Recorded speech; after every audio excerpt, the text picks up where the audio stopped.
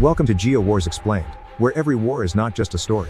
Disclaimer: this channel provides commentary and analysis on historical and crumps.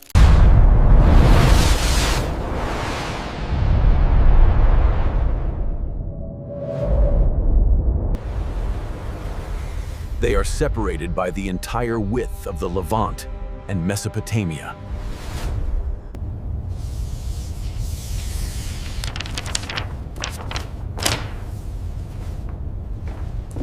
There are two states in the modern Middle East that possess the will, the weapons, and the declared intent to destroy each other.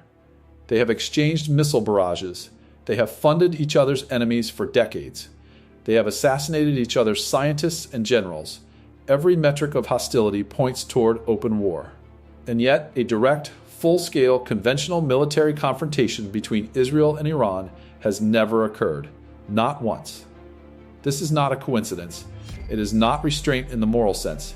It is the product of a set of structural constraints so severe, so compounding, that direct war between these two states is not merely difficult. It is, under current conditions, strategically incoherent for both sides. The popular explanation defaults to nuclear deterrence. Iran, the argument goes, is deterred by Israel's presumed nuclear arsenal. Israel is deterred by the unpredictability of Iranian retaliation. This explanation is incomplete. Nuclear deterrence is one layer of a much deeper architecture. If deterrence were the only force at work, the two states would have found ways to fight conventionally beneath the nuclear threshold, as nuclear-armed states have done elsewhere in history. They have not done so in any sustained, direct way. The reason requires examination of the physical world before examining the political one. Geography is not merely context. In military strategy, geography is the first constraint, the one that precedes budgets, alliances, and doctrine. Before a single missile is fired, before a single brigade is mobilized, the map determines what is possible. And the map between Israel and Iran is, from a conventional military standpoint, extraordinarily hostile to direct engagement. Israel sits at the eastern end of the Mediterranean. Iran sits at the opposite end of the Middle East, bordering the Persian Gulf and the Caspian Sea. Between them lies a corridor of sovereign states, none of which have granted either party unimpeded military transit rights. Jordan, Iraq, and Syria form the primary landmass separating the two countries. Each of these states carries its own strategic logic. None of them is a neutral conduit. Each crossing would constitute an act of war against a third party, or at minimum an act requiring that third party's active cooperation or deliberate blindness. This is not a theoretical obstacle. It is a physical one measured in kilometers, airspace agreements, and the sovereign calculations of governments that have their own survival to consider. The direct line distance between Tel Aviv and Tehran is approximately 6,100 kilometers. That number understates the problem. Aircraft do not fly straight lines through denied airspace. Ground forces cannot march through countries without those countries' governments either welcoming them or being defeated first. Naval forces have no corridor at all. There is no shared coastline, no shared sea, no shared land border. Israel and Iran do not touch. They are separated by the entire width of the Levant and Mesopotamia. This geographic separation is the first structural constraint. It does not prevent conflict entirely. It prevents a particular kind of conflict, the kind that resolves itself through decisive territorial engagement, through sustained ground pressure, through the logistics of conventional force projection. What geography permits instead is standoff warfare, missiles, proxies, covert operations, and calibrated strikes. What geography prohibits is the kind of war that ends with one army occupying the other's capital. However, geography alone does not fully explain the restraint. Geographic distance has not prevented wars between states separated by comparable distances throughout history. The second constraint operates not in physical space, but in the domain of military capability relative to the specific demands of cross-regional force projection. Israel maintains one of the most capable air forces in the Middle East. Its aircraft, predominantly American-supplied F-35s and F-15s, are sophisticated, but the operational radius of those aircraft, even with aerial refueling, places Iranian targets at or beyond the edge of sustainable strike envelopes. A strike on Iran is not a routine operation.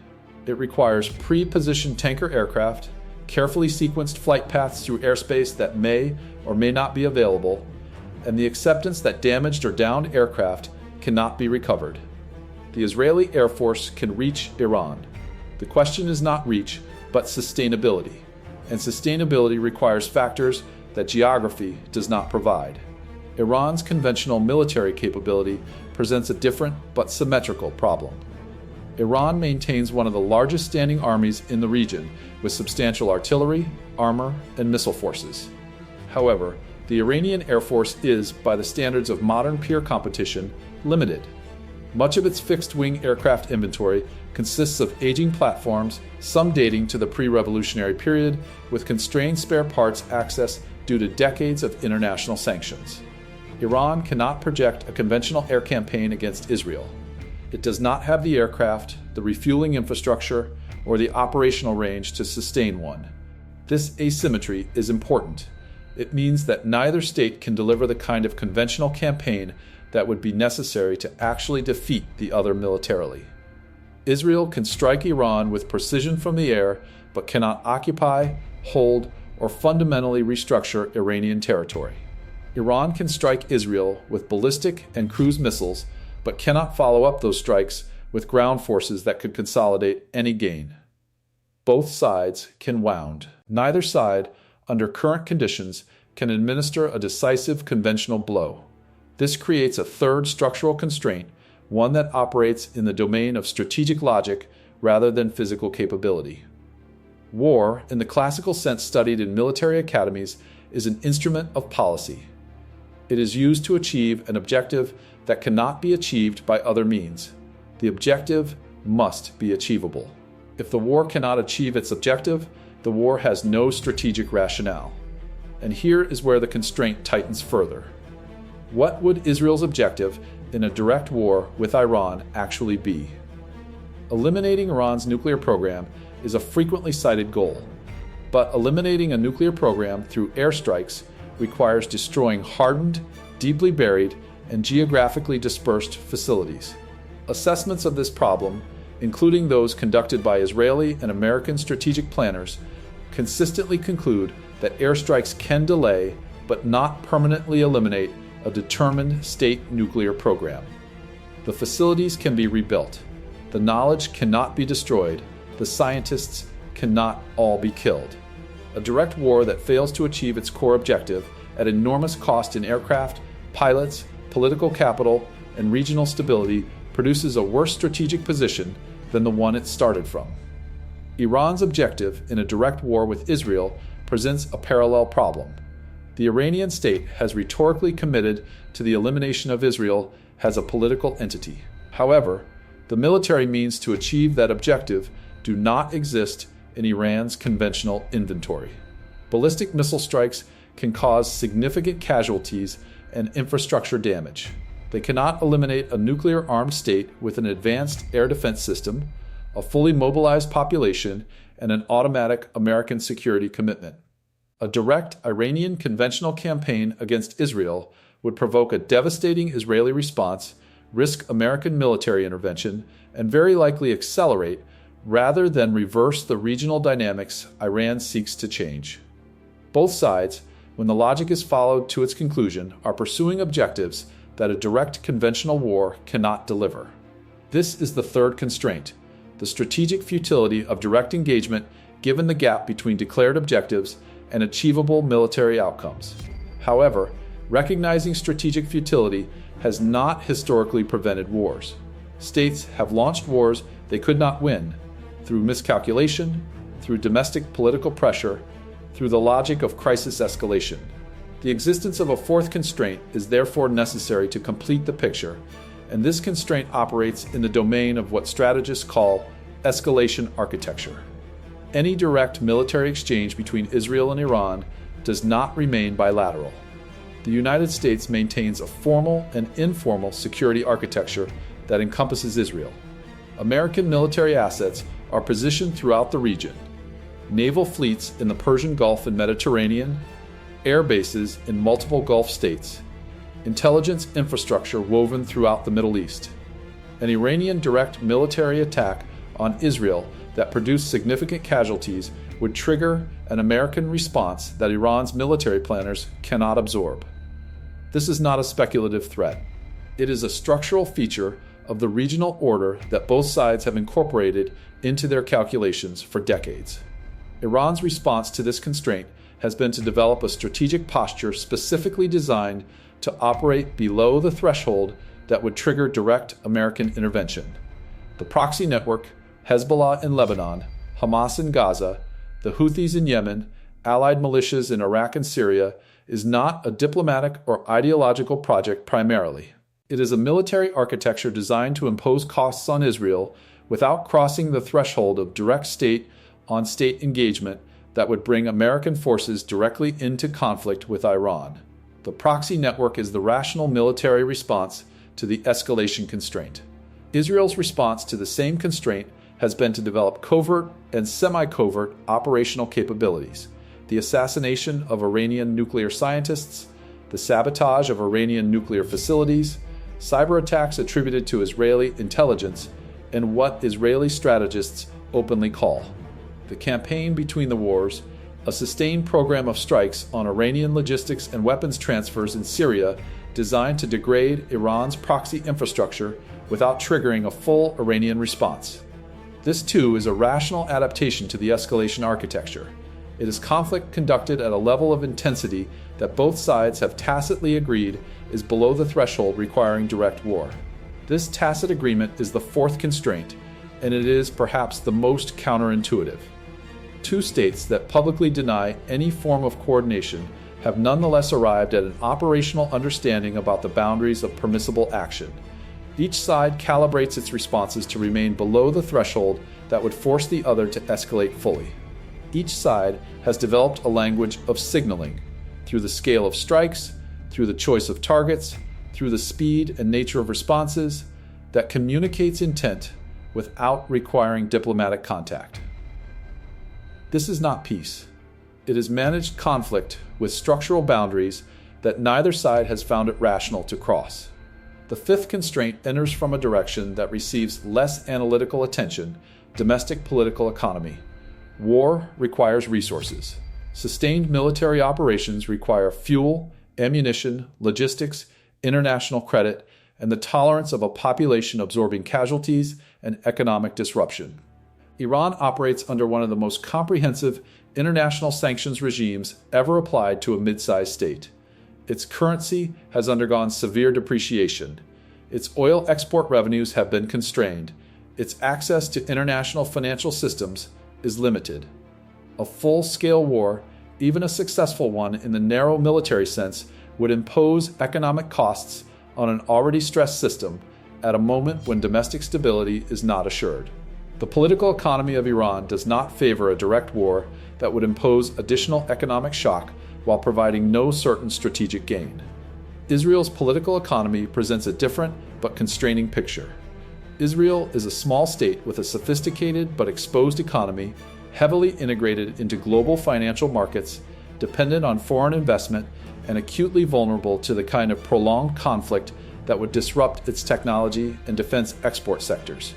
A direct war with Iran, involving sustained ballistic missile exchanges, would impose economic costs that the Israeli economy, despite its resilience, could not absorb indefinitely. More significantly, Israel's security depends fundamentally on its American relationship, and that relationship carries with it American preferences about the scale and duration of Israeli military operations. A direct war with Iran that the United States did not sanction would create strains in that relationship that Israeli strategic planners are not willing to risk. Neither state can sustain a direct war economically for the duration required to achieve the objectives that would make such a war worth fighting. The fifth constraint locks the strategic logic further. The accumulated constraints now resolve into a single analytical conclusion. Geography prevents decisive conventional engagement. Military capability creates a ceiling on achievable objectives.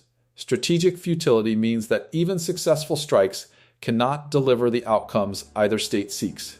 Escalation architecture means that direct war invites third-party intervention at costs neither state can accept.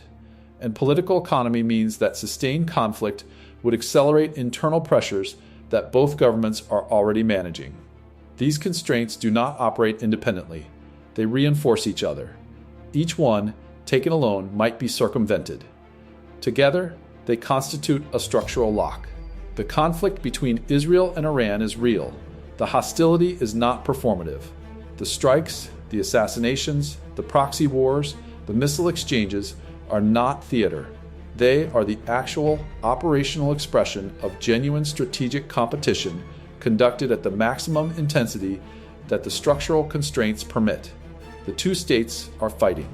They are simply fighting within the architecture of constraints that the map, the military balance, the escalation ladder, and the political economy have jointly constructed. What both sides have learned, through decades of calibrated interaction, is that the constraints themselves have become load-bearing. Crossing any one of them does not produce a decisive resolution. It produces an escalation cascade that removes options from both sides simultaneously. The state that fires first in a direct, declared conventional war between Israel and Iran does not gain the initiative. It triggers a sequence of responses from regional and global actors that rapidly exceeds the original state's ability to control. This is not deterrence in the formal nuclear sense. It is something more structural, a recognition that the system itself punishes direct engagement more severely than it punishes managed competition. This is why the pattern holds. Not because decision makers in Tehran or Tel Aviv have chosen restraint as a value, but because the structural architecture of their competition has made direct war the least rational option available, less rational than proxy conflict, less rational than covert action, less rational than economic pressure, less rational than sustained strategic competition conducted below the threshold of declared war. The map drew the first boundary. The military balance confirmed it. The escalation architecture enforced it. The political economy sustained it. And the accumulated logic of decades of managed conflict has now made the structure itself a strategic asset that neither side is willing to demolish. The conflict continues. The direct war does not begin. Subscribe for channel for new updates.